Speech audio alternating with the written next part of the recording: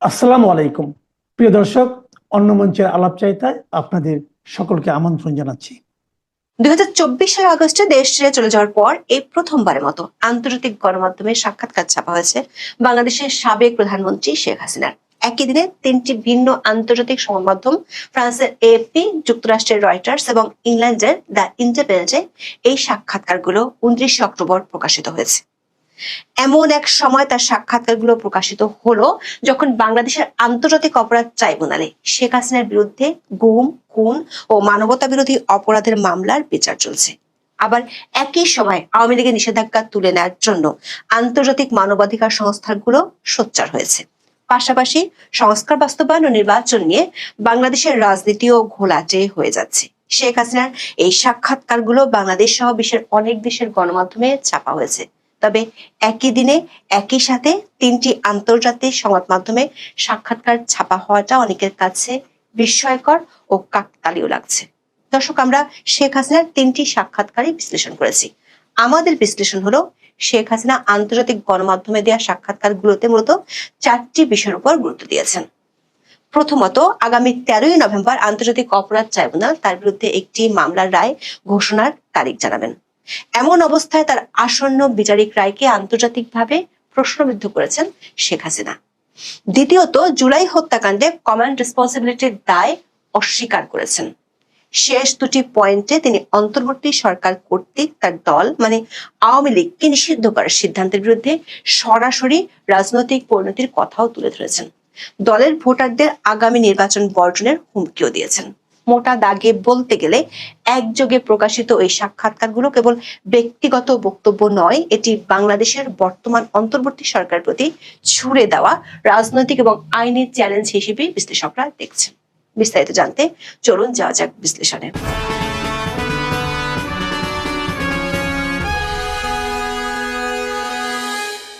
BBC বাংলার খবরে বলা হয়েছে, বাংলাদেশের সাবেক প্রধানমন্ত্রী শেখ হাসিনা অসুস্থ, এমনকি মারা গেছেন। এ ধরনের কিছু তথ্য সামাজিক মাধ্যমে ছড়িয়ে পড়ে মঙ্গলবার রাত থেকে। অনেককে ফটোকার্ড শেয়ার করতে দেখা যায়। তবে আওয়ামী লীগের পক্ষ থেকে এ জাতীয় তথ্য অসত্য ও পরিকল্পিত গুজব বলে বর্ণনা করা হয়েছে। বরং যখন এসব গুজব ছড়িয়েছে তখন শেখ হাসিনা দলীয় নেতাকর্মীদের উদ্দেশ্যে বক্তব্য দিয়েছেন বলে নেতারা দাবি করেছেন। তার কয়েক ঘন্টার মধ্যে তিনটি আন্তর্জাতিক সংবাদ মাধ্যমে একযোগে প্রকাশিত হলো শেখ হাসিনার সাক্ষাৎকার। ব্রিটিশ দৈনিক দ্য ইন্ডিপেন্ডেন্টে প্রকাশিত সাক্ষাৎকারটির শিরোনাম হলো, "Defiant ousted Bangladesh leader Hasina refuses to apologize for protester deaths." সংবাদ সংস্থা রয়টার্স শিরোনাম করেছে, "Bangladesh Sheikh Hasina warns of mass voter boycott as her party barred from election." আর ফ্রান্সের সংবাদ সংস্থা এএফপি শিরোনাম হলো, "Fugitive ex-PM says Bangladesh vote risks deepening divide." দর্শক, শেখ হাসিনার বিরুদ্ধে বাংলাদেশের আন্তর্জাতিক অপরাধ ট্রাইব্যুনালে মানবতা বিরোধী ও গুম খুনের মামলার বিচার চলছে। এর মধ্যে আদালত একটি মামলার রায় ঘোষণার তারিখ জানাবেন আগামী 13ই নভেম্বর। তিনটি সংবাদ মাধ্যমে আন্তর্জাতিক অপরাধ ট্রাইব্যুনালের বিচার এবং অভিযোগ অস্বীকার করেছেন শেখ হাসিনা। এই প্রসঙ্গে তিনি তিনটি ভিন্ন ভিন্ন প্ল্যাটফর্মকে মূলত একই ধরনের কথা বলেছেন। এএফপি রিপোর্টের ফোকাস ছিল আইনি প্রক্রিয়ার বৈধতা চ্যালেঞ্জ করা। শেখ হাসিনা এএফপি কে দেওয়া সাক্ষাৎকারে তার বিরুদ্ধে চলমান মানবতা বিরোধী অপরাধের বিচারের নিন্দা জানিয়েছেন। রিপোর্টটিতে বলা হয়েছে, শেখ হাসিনা এটিকে একটি বিচারিক প্রহসন বা জুরিসপ্রুডেন্সিয়াল জোক হিসেবে অভিহিত করেছেন।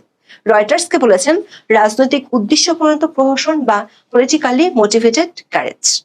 এএফপি বলছে, শেখ হাসিনার অভিযোগ হলো এই বিচার করছে তার রাজনৈতিক প্রতিপক্ষরা এবং একটি অনির্বাচিত সরকার। তিনি দাবি করেছেন, এই ট্রাইব্যুনাল থেকে তার বিরুদ্ধে দোষী সাব্যস্ত হওয়ার রায় পূর্ব নির্ধারিত বা প্রি অর্ডিয়েন্স। রয়টার্স যাকে বলছে ফরগন কনক্লুশন বা আগে থেকে দোষীর বিরুদ্ধে রায় নির্ধারিত। অন্যদিকে দ্য ইন্ডিপেন্ডেন্ট পত্রিকায় শেখ হাসিনার উদ্ধৃতি দিয়ে সেম ট্রায়াল শব্দটি ব্যবহার করেছে। শেখ হাসিনা দাবি করেছেন, তিনি আত্মপক্ষ সমর্থনের সুযোগ পাননি। এফপির কাছে বলেছেন, তিনি কেবল একটি নিরপেক্ষ প্রক্রিয়া যেমন আন্তর্জাতিক ফৌজদারি আদালতের বা আইসিসি বিচারকে স্বীকৃতি দিবেন। দর্শক, আইসিসি সাধারণত তখনই কাজ করে যখন দেশীয় বিচার ব্যবস্থা অপারগ বা অনিচ্ছুক হয়। জাতিসংঘের প্রতিবেদনও জুলাই হত্যাকাণ্ডের জন্য আইসিসিতে মামলা দায়েরের সুপারিশ করা হয়েছিল। বিশ্লেষকরা মনে করছেন, শেখ হাসিনা আইসিসির মতো নিরপেক্ষ বিচার দাবি করে হয়তো আন্তর্জাতিক সম্প্রদায়কে এই বার্তা দিচ্ছেন যে বাংলাদেশে তিনি সুষ্ঠু বিচার নাও পেতে পারেন।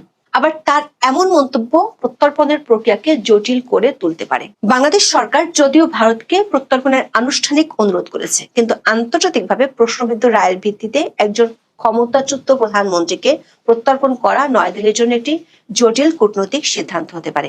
যদি ভারতের কাছে মনে হয় শেখ হাসিনার বিচার চলছে রাজনৈতিক প্রতিহিংসা হিসেবে, তাহলে তাকে আশ্রয় দেওয়ার সিদ্ধান্তটি বহাল থাকতে পারে। দর্শক, শেখ হাসিনার বিরুদ্ধে এই যে অভিযোগ, তার সিংহভাগ হলো গত বছর জুলাই আন্দোলনকারীদের উপর ভয়াবহ দমনপীড়ন। জাতিসংঘের প্রতিবেদনে প্রায় 1400 জনের মৃত্যুর অভিযোগে তার ব্যক্তিগত দায়বদ্ধতা নিয়ে প্রশ্ন উঠেছে। তবে তিনি সরাসরি মারাত্মক শক্তি প্রয়োগে ব্যক্তিগতভাবে জড়িত থাকার অভিযোগ অস্বীকার করেছেন। দ্য ইন্ডিপেন্ডেন্ট বলছে তিনি এসব ঘটনার জন্য ক্ষমা চাইতে অস্বীকার করেন। তবে ইন্ডিপেন্ডেন্ট ও রয়টার্সকে ভয়াবহ দিনগুলোতে হারিয়ে যাওয়া সমস্ত জীবনের জন্য শোকাহত বলে মন্তব্য করেছেন। তিনি আন্দোলনকারীদের উপর গুলি চালানোর নির্দেশ দেওয়ার অভিযোগ প্রত্যাখ্যান করেছেন। তার দাবি, এই বিপুল সংখ্যক হতাহতের কারণ মাঠ পর্যায়ে নিরাপত্তা বাহিনীর মধ্যে শৃঙ্খলার অভাব। এএফপির কাছে তিনি স্বীকার করেছেন কমান্ড চেনের মধ্যে অবশ্যই কিছু ভুল হয়েছিল। তবে বাংলাদেশের আইসিটিতে তার যে অডিও টেপগুলো উপস্থাপন করা হয়েছে, সেগুলোকে তিনি টেকেন আউট অফ কনটেক্সট বা অপ্রাসঙ্গিক বলে দাবি করেছেন। দর্শক, 3টি গণমাধ্যমের সাক্ষাৎকারে তৃতীয় যে বিষয়টি উঠে এসেছে সেটি হলো বাংলাদেশের আসন্ন জাতীয় সংসদ নির্বাচন এবং আওয়ামী লীগকে নিষিদ্ধ করার পরিণতি। অন্তর্বর্তী সরকার বলছে আগামী ফেব্রুয়ারির মধ্যভাগের মধ্যে নির্বাচন হবে। তবে গত 10ই মে থেকে দল হিসেবে আওয়ামী লীগের কার্যক্রম নিষিদ্ধ করে রেখেছে অন্তর্বর্তী সরকার। নির্বাচন কমিশন দলটির নিবন্ধন স্থগিত করে রেখেছে। রয়টার্স এবং এএফপি রিপোর্টের ফোকাস ছিল আওয়ামী লীগের নিষেধাজ্ঞা এবং আগামী নির্বাচনে দলটির অংশগ্রহণ নিয়ে। এ প্রসঙ্গে শেখ হাসিনা দ্য ইন্ডিপেন্ডেন্ট পত্রিকাকে বলেছেন, কেবল মুক্ত, সুষ্ঠু ও অন্তর্ভুক্তিমূলক নির্বাচনই দেশকে নিরাময় করতে পারে। তিনি অভিযোগ করেন তার দলকে অনির্বাচিত অন্তর্বর্তী সরকার অন্যায়ভাবে নির্বাচন থেকে বঞ্চিত করছে। এপিকে দেওয়া সাক্ষাৎকারে তিনি সতর্ক করে বলেছেন, আওয়ামী লীগ ছাড়া নির্বাচন হলে তা দেশে বিভাজনের বীজ বপন করবে। তিনি বলেন, আওয়ামী লীগ সহ সকল প্রধান দলের সরাসরি অংশগ্রহণ ছাড়া নির্বাচন বিশ্বাসযোগ্য হতে পারে না। রয়টার্স বলছে, শেখ হাসিনা সতর্ক করে বলেছেন আওয়ামী লীগের লক্ষ লক্ষ সমর্থক পরের বছরের জাতীয় নির্বাচন বয়কট করবে। তিনি বলেন, যদি একটি রাজনৈতিক ব্যবস্থা কার্যকর করতে চান তবে আপনি লক্ষ লক্ষ মানুষকে ভোটাধিকার থেকে বঞ্চিত করতে পারবেন না। তবে এএফপি সাক্ষাৎকারটিতে এমন হুমকি সম্পর্কে কিছু পাওয়া যায়নি। রয়টার্স ও এএফপিতে আওয়ামী লীগের ফিরে আসার কথাও বলেছেন। এএফপির কাছে তিনি দাবি করেছেন অধ্যাপক ইউনূসকে অবশ্যই আওয়ামী লীগকে পুনর্বহাল করতে হবে, যাতে বাংলাদেশিরা তাদের পছন্দসই নেতৃত্ব বেছে নিতে পারে। দর্শক, রয়টার্সকে দেওয়া সাক্ষাৎকারে ব্যাপক ভোটার বয়কটের হুমকি এবং এএফপিতে দেওয়া সাক্ষাৎকারে বিভাজনের বীজ বপনের সতর্কতা, এই মন্তব্যগুলো অন্তর্বর্তী সরকারের জন্য একটি বড় চ্যালেঞ্জ তৈরি করতে পারে সামনের দিনগুলোতে। যদি আওয়ামী লীগ সমর্থকরা সত্যি সত্যি ভোটদান থেকে বিরত থাকে, তবে ফেব্রুয়ারি 2026-এর নির্বাচনে ভোটার উপস্থিতি অত্যন্ত কম হতে পারে, যা নির্বাচিত সরকারের বৈধতাকে মারাত্মকভাবে দুর্বল করতে পারে। 3টি সাক্ষাৎকারের সবশেষ পয়েন্টটি হলো ভবিষ্যৎ পরিকল্পনা, উত্তরাধিকার এবং দেশের প্রত্যাবর্তন প্রসঙ্গে। দলের ভবিষ্যৎ নেতৃত্ব সম্পর্কে তিনি 3টি সংবাদ মাধ্যমকে সরাসরি কিছুই বলেনি। রয়টার্স লিখেছে, শেখ হাসিনা বলেছেন আওয়ামী লীগ ভবিষ্যতে সরকারে বা বিরোধী দলে ভূমিকা রাখবে, তবে তিনি বা তার পরিবারকে নেতৃত্ব দিতে হবে এমন কোনো কথা নেই। দলের ভবিষ্যৎ নেতৃত্ব সম্পর্কে তিনি কিছুটা কৌশলী উত্তর দেন। বলেন, একক ব্যক্তি বা পরিবার আমাদের দেশের ভবিষ্যৎ নির্ধারণ করে না। তিনি কবে নাগাদ বাংলাদেশে ফিরতে পারেন এমন তথ্য দ্য ইন্ডিপেন্ডেন্ট ও এএফপিতে পাওয়া যায়নি। তবে রয়টার্সের কাছে বলেছেন, যদি তার দল নির্বাচনে অংশ নিতে না পারে তবে সেই সরকারের অধীনে তিনি দেশে ফিরবেন না। তিনি কেবল তখনই ফিরবেন যখন সেখানকার সরকার বৈধ হবে, সংবিধান বহাল থাকবে এবং আইন শৃঙ্খলা সত্যি বিরাজ করবে। দর্শক, গত বছরের 5ই আগস্ট শেখ হাসিনা দেশ ছেড়ে ভারতে চলে যান। তারপর থেকে তার কোনো সাক্ষাৎকার কোনো গণমাধ্যমে প্রকাশিত হয়নি, যদিও তার অডিও ভাষণ অনলাইনে দলীয় নেতাকর্মীদের উদ্দেশ্যে দিয়ে থাকেন। দর্শক, সম্প্রতি 6টি মানবাধিকার সংগঠন একযোগে আওয়ামী লীগের নিষেধাজ্ঞা তুলে নেওয়ার ব্যাপারে খোলা চিঠি দিয়েছে। আওয়ামী লীগের হয়ে আইনি সংগঠন ডার্টি স্ট্রিট আইসিসিতে অধ্যাপক ইউনূসের সরকারের বিরুদ্ধে অভিযোগ দিয়েছে। আবার সরকারের ঘোষণা অনুযায়ী নির্বাচন 80-80 করছে।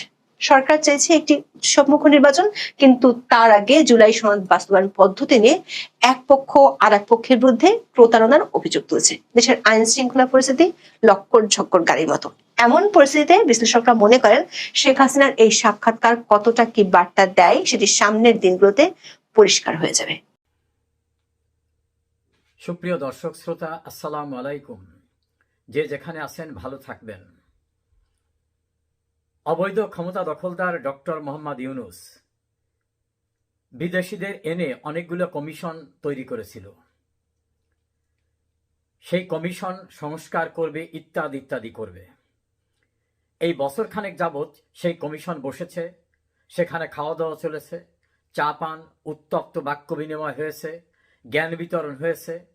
অতঃপর কমিশন তার কার্যক্রম গুটিয়ে এনেছে।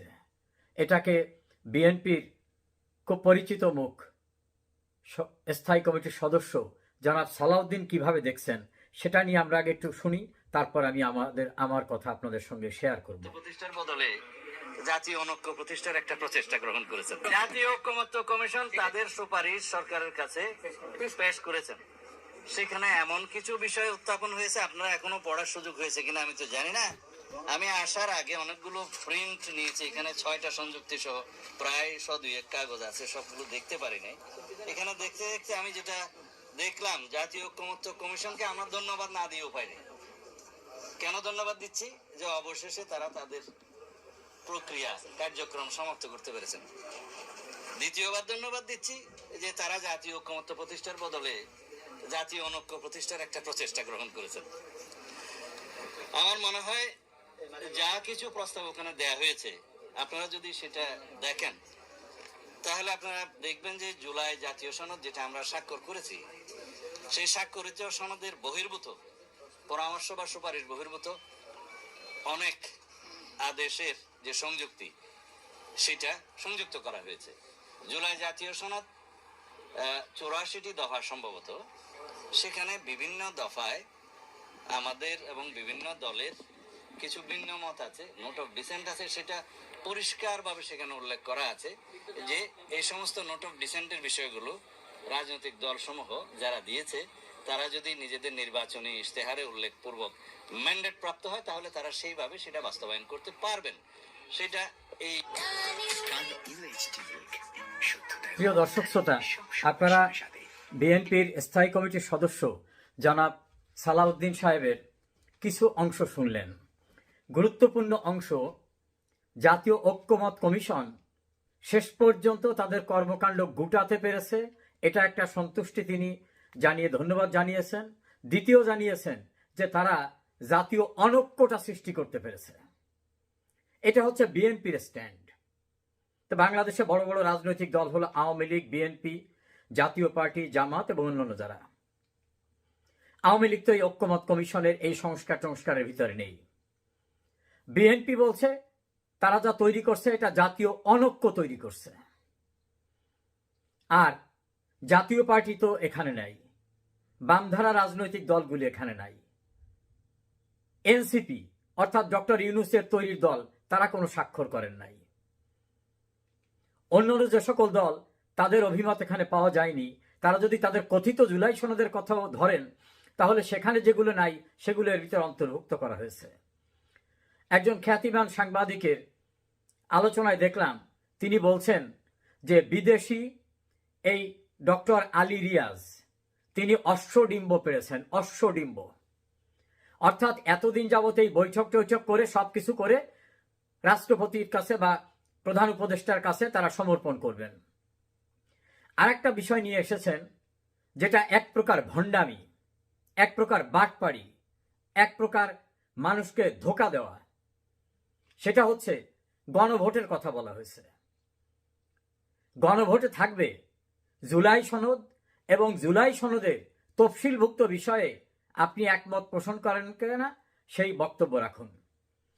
তো জুলাই সনদ এবং জুলাই সনদের তফসিলে এত কিছু লেখা যেটা বাংলাদেশের কোনো ভোটারের কাছে যাবে না, কারণ আপনার এই ব্যালটের সঙ্গে এত বড় স্তূপাকারে ওই কাগজ যাবে না।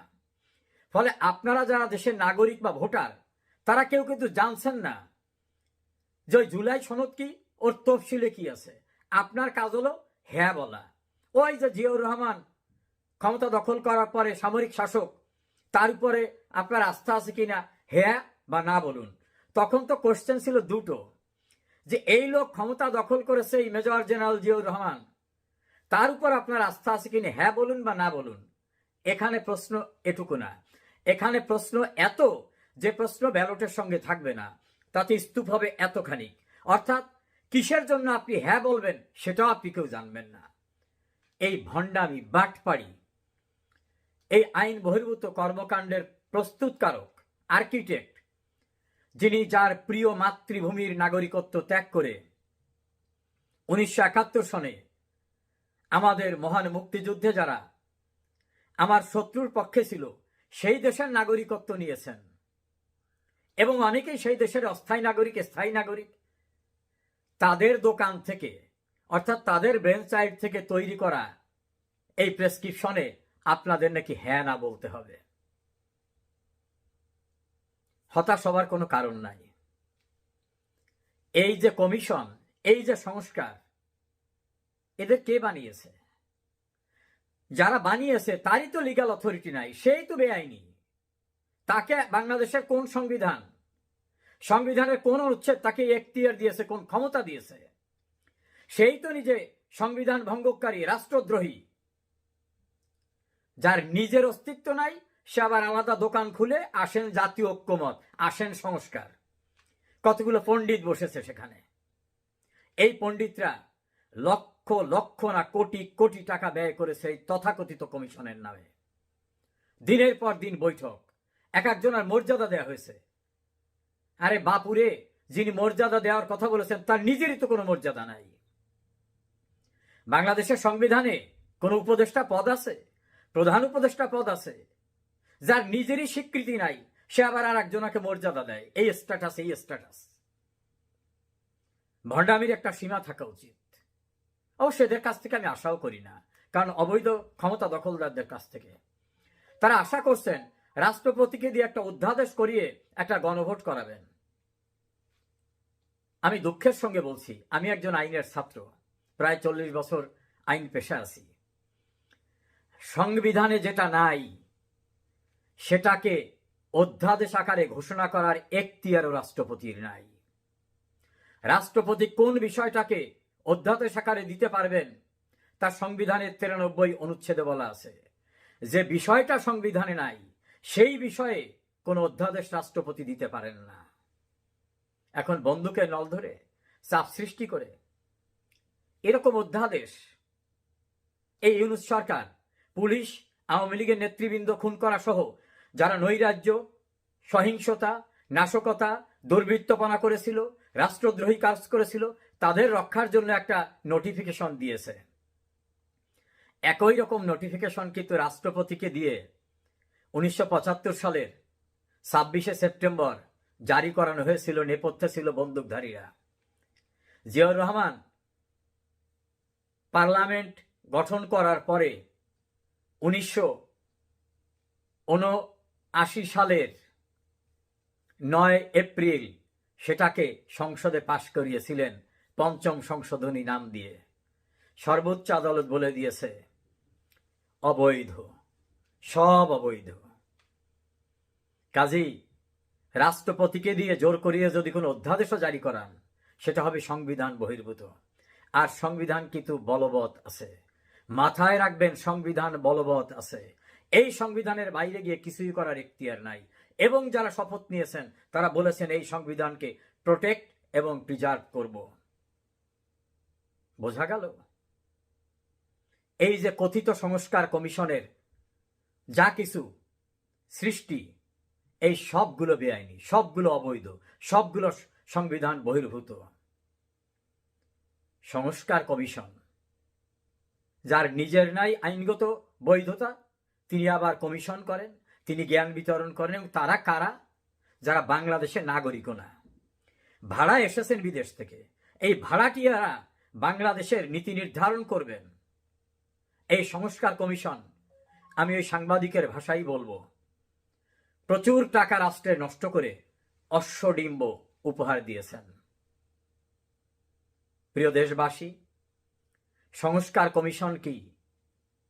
এই জাতীয় সংস্কারের নাম দিয়ে রাষ্ট্রের অর্থ, তহবিল নষ্ট করা, ক্ষমতার অপব্যবহার করা, এখতিয়ার বহির্ভূত কাজ করার জন্য একদিন বিচারের মুখোমুখি হতে হবে। সেদিন আজ হোক বা কাল হোক। ভালো থাকবেন। নিরা